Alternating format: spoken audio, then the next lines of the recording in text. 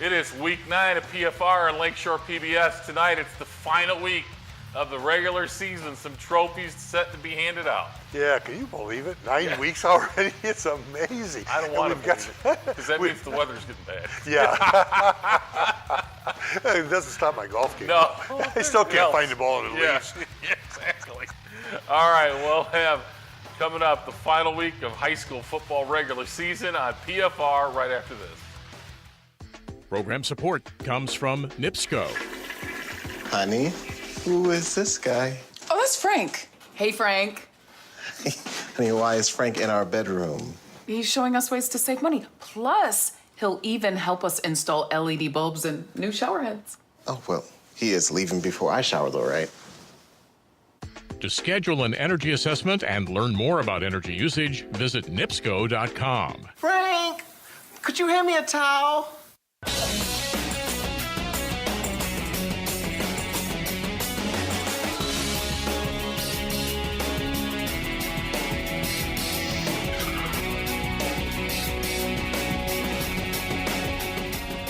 Alrighty, it is week 9 of the regular season for high school football, and that means we start the show by looking back at the top plays in week 8 of high school football.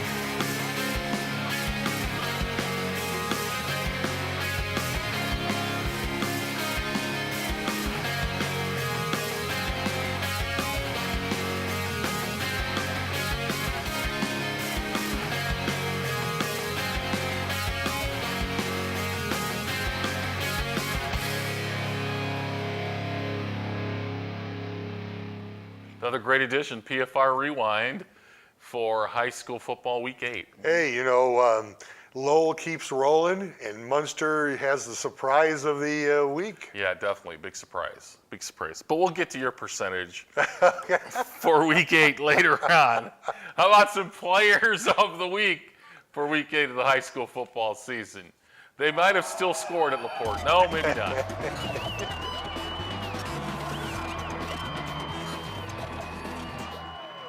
What a classic, Wayne. Oh, God, was that unbelievable game? 58-56, a last-second play, did it. Drayson Nespo of LaPorte had 229 yards and 4 TDs in that game.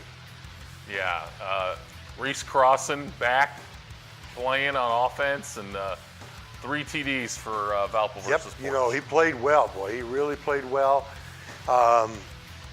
Ben Frederick's been the special teams guy, but he's getting it done on offense as well. That's what I was just going to say. He kicks 2 field goals. He's been on our special teams all year, but now he's playing really well at the tight end. Yeah, he's a big target. Yes. At tight end. And this guy is quick, Greg Millich. Yeah, he's had he's got a lot of speed. 4 catches for 108 yards and 2 TDs against Valparaiso. All right, how about some defensive players of the week? Well, you got to go with Lowell's Yeah. defense. I mean, Holden Andrain to 67 total yards. And Boone Grove's defense.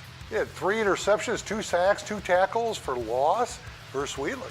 There's my guy, Blake Jansky. He's been getting it done for the Red Devils all year. Couple of sacks, tackles for loss. You know, he's had a great year. Yes, he has. And Ryan Druzwicki from Boone Grove had a nice defensive play. He had a 15-yard fumble recovery for a TD. Even though Blake Jansky wanted to be a middle linebacker, he's playing defensive end, and he's doing a great job. All right, special teams players of the week. Michael Hutton from Lowell, 27-yard field goal. And Charles Healy, first time we've heard of him from Valpo, had 1 field goal versus Portage. I thought the Post-Tribune writer, Michael Hutton, had some eligibility left, and that was him out there. But I guess not. And, of course, the most coveted award in high school football in the universe. Right. Mike Haynes for LaPorte, 25-yard. He had a 25-yard catch that won the game in the last seconds against Michigan City. God, what a game Haynes, to beat. What a tremendous play. He's a tall wide receiver. I saw a video of it online, and you know, he definitely was a bigger target than the Michigan City DBs that were trying to defend him. Yeah. And Connor Courage. Courage, that's right, from Lake Central. He had 2 fumble recoveries versus Maryville. Oh my goodness, that can't be Coach Melby's son. Yes, it is. Wow. Yeah, I think he's a junior too. He's getting old. Yes. His son or No, Coach? yeah, he is.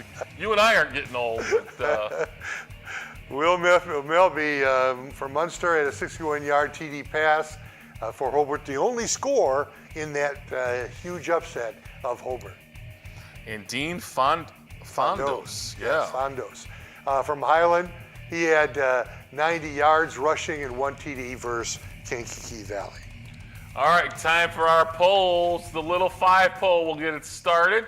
See as the postseason's getting ready to roll next week. And start off with the Velt, still winning, boy.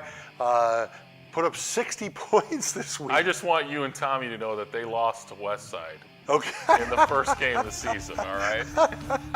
When's the last time I've supported Tommy? I'm sure I'm gonna have to remind Tommy again tomorrow night. But You would think if do me anybody a would favor know. and tell him on the If radio. anybody Tell would him know. on the radio Okay. before I see him out here that Westside beat Roosevelt in the first game of the season. All right. Roosevelt is 5-2. Whiting is 5-2. They were off last week.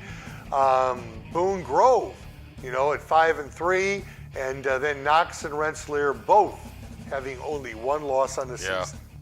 Great year for Knox. Outstanding season for the Bombers as well. Okay, and now the top 10 poll.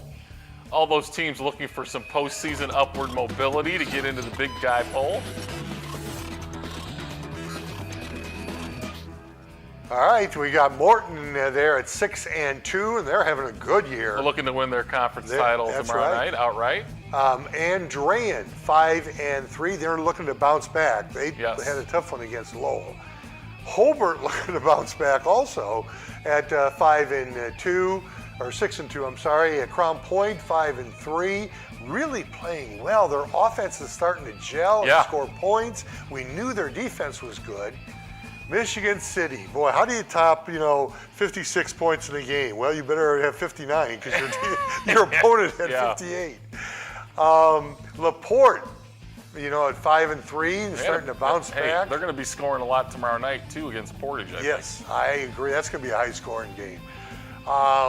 Then you got New Prairie at 7-1. Griffith. Hey, I got some trivia for you. New Prairie's Sagarin rating right now is higher than Penn's. Really? Wow. New Prairie, I think, when the postseason gets started, they're going to be a force to be reckoned with.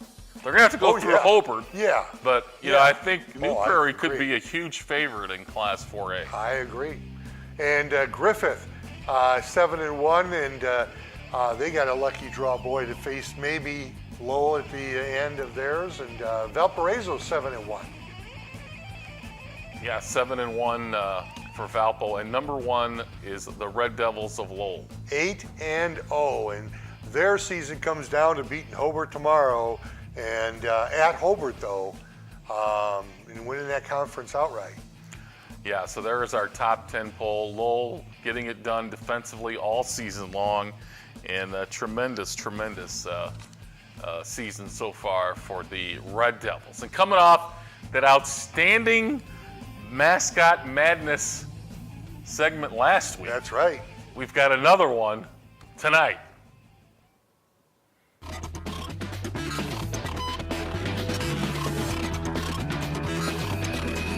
So there's two schools of thought on why the Oilers are actually called the Oilers. The first being, obviously with the BP refinery being in town, it was actually Standard Oil. So it was kind of the idea that the Oilers of Whiting Refinery were why we got our name. The reason we got our logo or our mascot is because of Pop Whiting. Pop Whiting was a train conductor. He did a lot of train conducting from Chicago to Detroit, and he crashed his train in Whiting, which was unincorporated at the time, to save the lives of a passenger train that was coming through. Part of his job was to oil the axles on the train, and that's why Whiting Oilers the mascot became the oil can as a tribute to him. Whiting actually got its green and white colors from its early Irish heritage, so the green and white is actually a tribute to the Irish that settled here. I think part of being an Oiler is, we're a very blue-collar town. Part of the heritage of Whiting, though, is definitely the oil refinery. Without the oil refinery, we wouldn't exist. We're a town that has a bunch of blue-collar individuals who are gonna, bring their lunch pail here, and we kind of like that in our community, especially in our athletes. We're gonna outwork everybody. That's our goal, is to outwork every opponent that we play.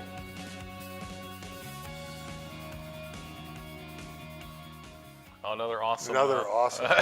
Yes. We are learning a lunch lot. Pail. We're learning a lot, and it had nothing to do with any pierogies there, which That's I was right. a little bit of surprised. Yeah. That's right. Yeah, that must have came. later. Came after. All right, don't forget tomorrow night, game night with Wayne and Tommy at 6 p.m. on 89.1 FM, Lakeshore Public Radio, and then we'll be back here tomorrow night live at 10:30 for PFR School Board live on Lakeshore PBS. And I want to intro our segment tonight with the reason we are now doing Throwback Thursday, Wayne. We saw the video last week of Valpo against Portage from about 2005.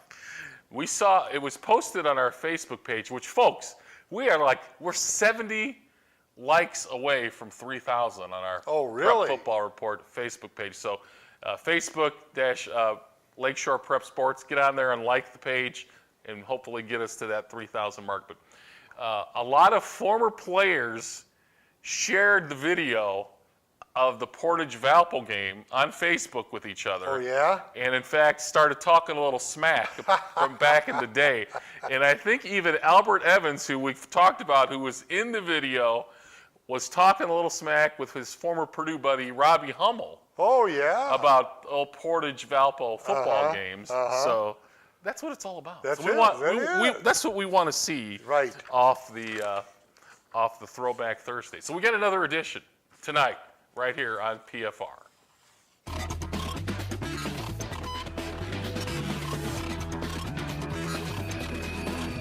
And Wayne, it's another one of those great rivalry games from back October 27th, 2005. The 2A sectionals first round, taking it back to 2005. North Judson's Blue Jays and Rensselaer.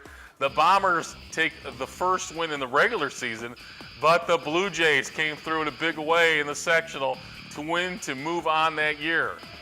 Rensselaer holds off the Jays in their big rivalry win, giving them the sectional hall pass to move on to the next round. So that was the Bombers who won the sectional game against the Blue Jays. This is a huge rivalry down is, there. tremendous It rivalry. It doesn't, and you know that old cliche you throw out the records. You Yeah, really do you here. really- And North Judson has not been doing their part to make that a big rivalry Yeah. game the last few years. That's right. That's right. And the Bombers have kind of owned them the last few seasons. Yes, they That- have. That was They've- also always a great rivalry. All right, Wayne, it's time for our game of the night. And we had a little problem coming up with which game we would talk about. Oh yeah, that's very true. That's very true. But you know, I think this one is the one that kind of really stands out. If you would have said at the beginning of the season, what would you think the score would be between these two teams?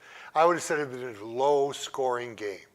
I'm not sure I would say that anymore. Well, and I hope for Tommy's sake that Coach Mason has calmed down. He wasn't thrilled with that pass I interference know. call on the second to the last play of the game. Yeah, I hope he know. had calmed down by the time the T-Dub was out there. Crown Point in Michigan City, our game of the night.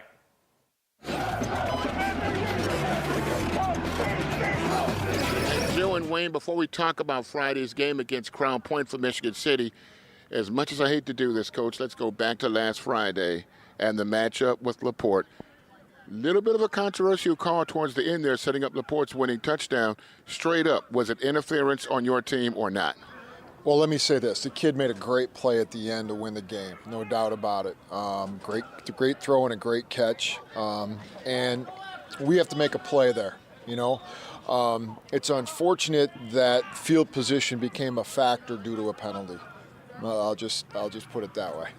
And, of course, being in the Duneland Conference, you finish up with LaPorte. Now you got to play a Crown Point team that all of a sudden has caught fire. You know, Crown Point, I noticed this last year. They seem to get better as the year goes on. Definitely the case this year. They're playing really good football right now.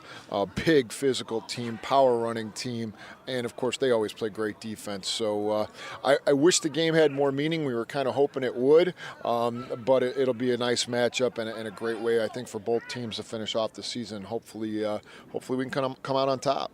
Now, how do you stop the run? Because Crown Point's got a strong running game, and of course last week, not so good stopping the run against LaPorte. Well, you know, we'll obviously make some adjustments that we feel we need to make, and whether that's personnel or scheme-wise, it's a completely different running game. You know, LaPorte does a fantastic job with their misdirection, and Crown Point, you have a little bit better idea where the football is going to be. But there's some big young men up in that offensive line that really do a good job of getting off the ball, and their back's a nice running back, and their H-back comes in. He's a good power kid, and the quarterback manages their offense well. For me, I'm a little bit more concerned about their defense. They got a really good linebacker and a couple of good defensive linemen. Those guys are going to give us some problems. Good luck on Friday. I appreciate it. Thanks. All right, Coach, and let's say we head out to Crown Point and get the Bulldog side of this matchup. And the road trip takes us out to Crown Point as we get you ready for the Michigan City Crown Point game. And guys, how appropriate that this guy's last name is Enright, because Kevin Enright's last couple of seasons have ended right for the Bulldogs. You guys have come up with another strong second half. What's the deal? I just think the kids are playing very well at this point, and we enjoy that. This is the right time to get things rolling. Now, I have to admit, when we were on the air doing the radio, I mentioned that when you guys got into that shootout with LaPorte, I said, and I quote, there's no way Crown Point can hang in there with LaPorte in a shootout. How did you guys prove me wrong on that? Well, honestly, that was a very good football game. I think everyone got their money's worth. And, to come down to the wire like that, it's a shame somebody had to lose. But, we just played hard all the way for 48 minutes of football. Last time we talked to you was last year, and at that time you had a quarterback controversy. This year, I don't think that's a problem, right? It is not. Let's talk about your QB. The QB's done a nice job of managing the offense and controlling the clock and relatively taking care of the football.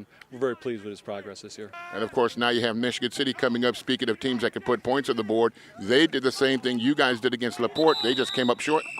Yeah, Michigan City is a very explosive football team, well coached, and speed and athleticism all over the field on both sides of the football, including the special teams. So, it's a huge challenge for us. It's something that, we're looking forward to. And we talked about your quarterback, and let's also talk about your running back because he's been putting some yards in there for you as well. Yeah, Tyler's had a nice year to this point. He's reading his blocks extremely well. The five guys in our H-back up front, they're doing a nice job of getting in their blocks, and Tyler's doing a great job of not trying to do too much. Now, that being said, Michigan City coming up on Friday, playoffs come up within the next, say, week or so. Your thoughts on this football team and what it has to do to get ready for the second season? Well, this has been a very fun football team to coach. I think that everyone pretty much enjoys themselves, and and ultimately you get to this point in the year, you want to be peaking in terms of the attitude, and you want to give great effort, preparation throughout the week for Friday nights, and this group is starting to do that, and we're excited about the outlook of the playoffs here. Coach, thanks for the time. We appreciate you. We appreciate you guys coming out and visiting with us. All righty there. Joe and Wayne, you know the question. Michigan City, Crown Point, who you got? Well, Coach Enright, we haven't talked a lot about Crown Point, but you've got to like their prospects the next few weeks. They're going to be the favorite in their sectional. They played very well against Valpo earlier this season. So maybe if it's the Valpo-Penn winner that they would face in a possible regional matchup, they look to be playing a few more weeks. Oh, I really think so. And, tomorrow's game is a big one for them.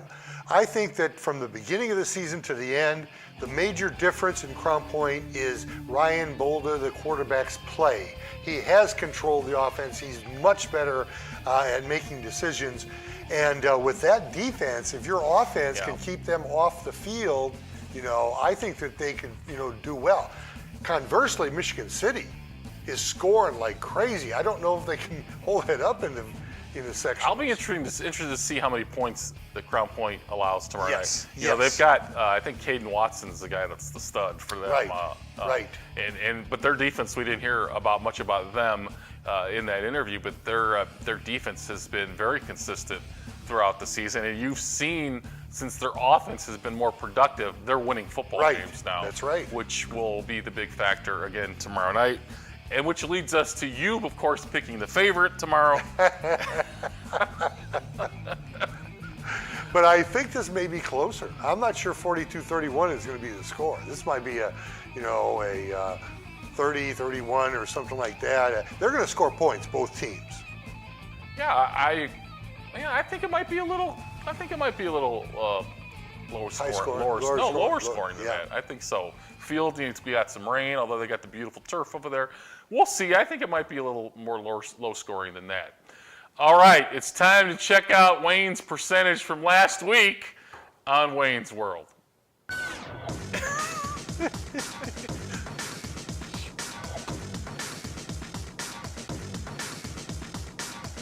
Well, the important thing is that you're still, for the year, above 70%. Yes, that's the important thing.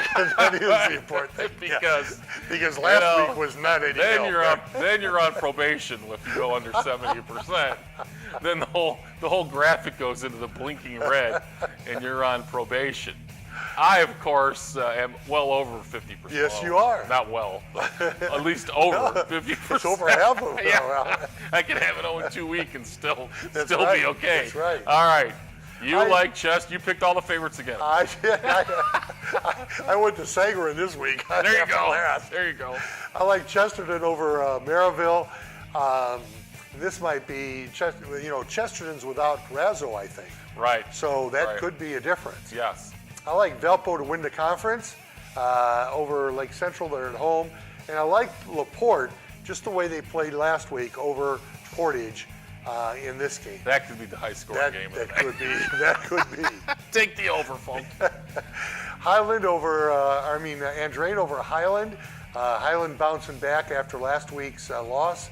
Munster continues on the roll, and boy, they've been up and down. You can't figure them out. One week they're very that's good. One of those games, Wayne, where you picked all these. We picked the favorites, and that could be one of those tomorrow night where we're like, how did that happen? So, yep. I like Gavitt over West Side and East Chicago over Hammond. I like Morton to win their conference then over Clark. Yeah, I got to agree with all those. Wheeler? Wheeler surprised me in their way that they played last week, so I'm picking them to, and again, they lost, so I'm picking them to bounce back against Calumet. Whiting over River Forest, and Lake Station over a close one over Knoll. Knoll going to play this week after not playing last week, and a very realistic chance to be really competitive tomorrow night. 30-something game losing streak, folks, on the line tomorrow night. Griffith over Hanover Central, and I think this is going to be a good game. I think just thinking in the end, Hanover's going to wear down, and Griffith is just going to win that one. I like North Judson and Knox and Tri-County here in these games, even though, and you like North Newton over Tri-County. This is really an even game. This is for the Midwest Conference Championship with North Newton in the new conference this year. And, this is really a great setup for North Newton for next week's game. Oh, gosh, yes. Because they have the two biggest games of the year coming up, conference title and then Whiting next week. First round. Yeah. Wow. And I like Roosevelt over Addicts, Pioneer over North Judson, and Knox continues on their roll. Yeah. New Prairie over Jimtown, and Winnemac over Triton. And of course, I have to scour the picks and see my this is going to be another really very even game. Yes, it is. Triton took a beating from Knox last week, 35-7. Both of these teams have been up and down. It's going to be very close. So you got to go with the opposite and think that turnovers might decide the game. So I'm going for Triton. Lee. All right. It's at Winnemac. For some reason. All right. All right. Tomorrow night. We've got PFR Scoreboard live at 10:30. Lakeshore Game Night with Wayne and Tommy at 6, and then another edition of PFR will be getting ready for the sectionals next Thursday night, maybe a little bit tomorrow night as well. All right. We'll see you tomorrow night. Good night. Program support comes from NIPSCO. Honey, who is this guy? Oh, that's Frank. Hey, Frank. Honey, why is Frank in our bedroom? He's showing us ways to save money. Plus, he'll even help us install LED bulbs and new shower heads. Oh, well, he is leaving before I shower, though, right? To schedule an energy assessment and learn more about energy usage, visit NIPSCO.com. Frank, could you hand me a towel?